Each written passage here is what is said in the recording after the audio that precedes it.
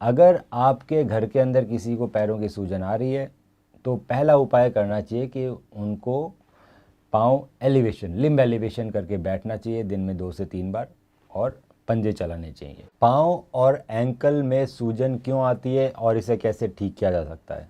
अगर दोस्तों आप ये वीडियो पूरा देखते हैं अंत तक, तो आपके या आपके रिश्तेदारों में, दोस्तों में अगर किसी के पैर में सूजन आ रही है तो क्या कारण है और उसे कैसे ठीक कर सकते हैं, इन सभी के बारे में पूरी जानकारी इस वीडियो में दी गई है। आप हमारे चैनल को लाइक और सब्सक्राइब कीजिए, क्योंकि बहुत सारी क्वेरीज हमारे पास आती रहती है, बहुत सारे हमारे पास क्वेश्चंस आते रहते हैं जिसके वीडियोस हम बनाते रहते हैं।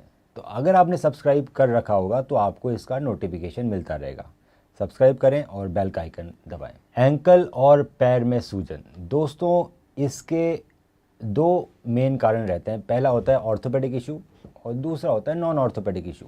ऑर्थोपेडिक इश्यूज़ में दोस्तों पहला कारण होता है अगर आपके घुटने के अंदर प्रॉब्लम है और उसकी वजह से आप अपना पैर ढंग से नहीं चला पा रहे हैं।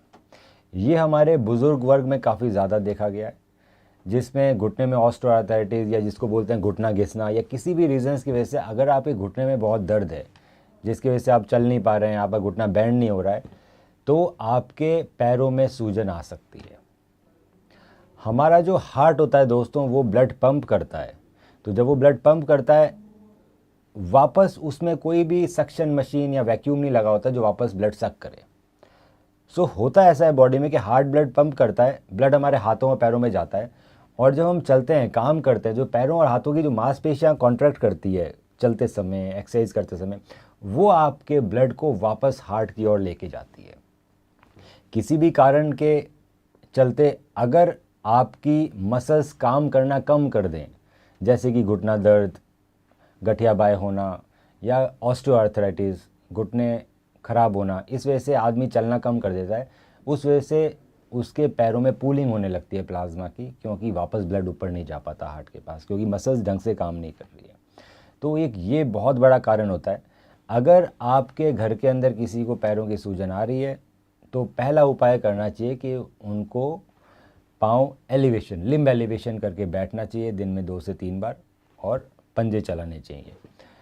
जो भी हमारे पैरों की इनएक्टिविटी की वजह से सूजन के कारण होंगे वो लोग इसके करने से बिल्कुल ठीक हो जाएंगे। दूसरा, सिंपल एक्सरसाइजेज आप कर सकते हैं जिससे कि आपके पैर की सूजन चली जाए। दूसरे कारण होते हैं दोस्तों ऑर्थोपेडिक के कि आपको किसी तरह की बीमारी हो गई है, मेटाबॉलिक बीमारी, जिसमें रूमेटॉइड आर्थराइटिस आ सकती है, गठिया बाय आ सकता है, जिसमें इन्फेक्टिव आर्थराइटिस आ सकती है, टीबी आ सकता है, या फिर जिसमें गाउट भी आ सकता है, सीरो नेगेटिव आर्थराइटिस। बहुत सारी बीमारियां होती है जो हमारे जोड़ों पे अफेक्ट करती है।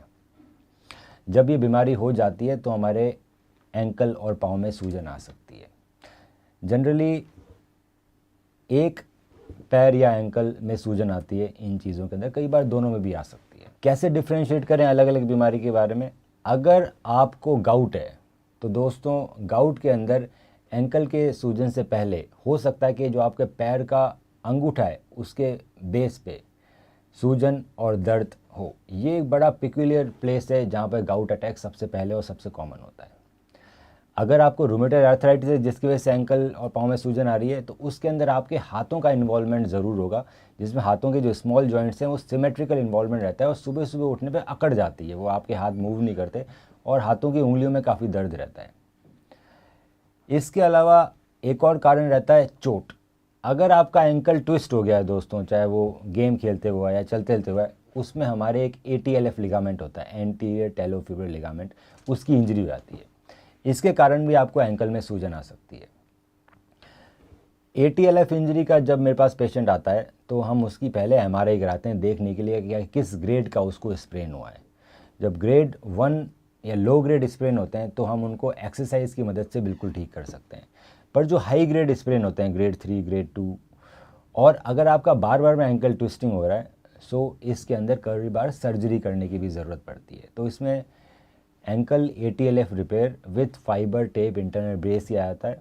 इंटरनल ब्रेस फाइबर टेप की मदद से जो हमारे एलीट एथलीट्स होते हैं जो एंकल ट्विस्टिंग की वजह से आते हैं, वो बैक टू गेम सिर्फ और सिर्फ 1.5 महीने में जा सकते हैं दोस्तों। अगर आप फाइबर टेप इंटरनल ब्रेस नहीं किया गया है और सिंपल ATLF रिपेयर किया गया है तो बैक टू गेम जाने में कम से कम 6 से 7 महीने लग जाते हैं। बाकी कारण ये होते हैं दोस्तों कि एंकल में अगर कोई इन्फेक्शन हो जाए जैसे टीबी, उसके कारण भी स्वेलिंग आ सकती है, या फिर एंकल में ऑस्टियोआर्थराइटिस में बोलते हैं एंकल घिसना, उसमें भी हमारे एंकल का कार्टिलेज घिस जाता है कुछ लोगों को, तब भी स्वेलिंग और दर्द हो सकता है।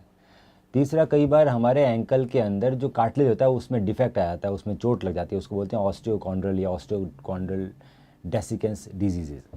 सो इस कारण से भी एंकल में पेन और स्वेलिंग रह सकती है। तो दोस्तों, जब भी आपको एंकल या पैरों में पेन, सूजन, स्वेलिंग आ रही हो तो आपको अपने डॉक्टर से मिलना चाहिए। वो कुछ ब्लड टेस्ट करेंगे जिसमें यूरिक एसिड का टेस्ट होता है, normal blood investigation, CBC, ESR, CRP, TB के टेस्ट कर सकते हैं अगर उनको टीबी का शक हो रहा है, और एक्सरे और एमआरआई भी एडिशनली हम करवा सकते हैं पता लगाने के लिए कि आखिर कौन से कॉज के कारण आपके एंकल में सूजन आ रही है, और इसको बिल्कुल पूरी तरह से ठीक किया जा सकता है। बाकी कॉजेज़ होते हैं दोस्तों non orthopaedic. Non orthopaedic causes में हाइपरटेंशन की वजह से एंकल में स्वेलिंग आती है, डायबिटीज़ की वजह से स्वेलिंग आती है, आपको लीवर और किडनी डिजीज़ेज़ की वजह से आपको स्वेलिंग आ सकती है। ये जो नॉन ऑर्थोपेडिक कॉजेज़ है दोस्तों, ये जनरली दोनों एंकल में बराबर होते हैं। जनरली दोनों एंकल और पैरों में सूजन आती है और शाम होते होते सूजन बढ़ जाती है, और जब वो रात को पेशेंट सोते हैं तो वापस सूजन कम हो जाती है, क्योंकि हमारा हार्ट उस तरह से पंप नहीं कर पा रहा, हमारी मसल्स काम नहीं कर रही, हमें लीवर डिजीज़ हो गई है, हमें किडनी डिजीज़ हो गई है। तो इस कंडीशन में आपको एक फिजिशियन से मिलना पड़ता है। फिजिशियन आपके ब्लड टेस्ट करवाते हैं बहुत सारे, और उस चीज़ से हमें पता पड़ता है टेस्ट के माध्यम से कि आखिर आपके लीवर में प्रॉब्लम है, हार्ट में प्रॉब्लम है, या फिर आपके किडनीज़ में प्रॉब्लम है। तो दोस्तों, अगर आपको किसी भी तरह की एंकल और पाँव में सूजन आ रही है तो आप अपनी क्वेरीज हमें व्हाट्सएप कर सकते हैं, और हम आपको सही गाइड करेंगे कि आपको कौन कौन से इन्वेस्टिगेशन कराने हैं और आप इसे कैसे ठीक कर सकते हैं।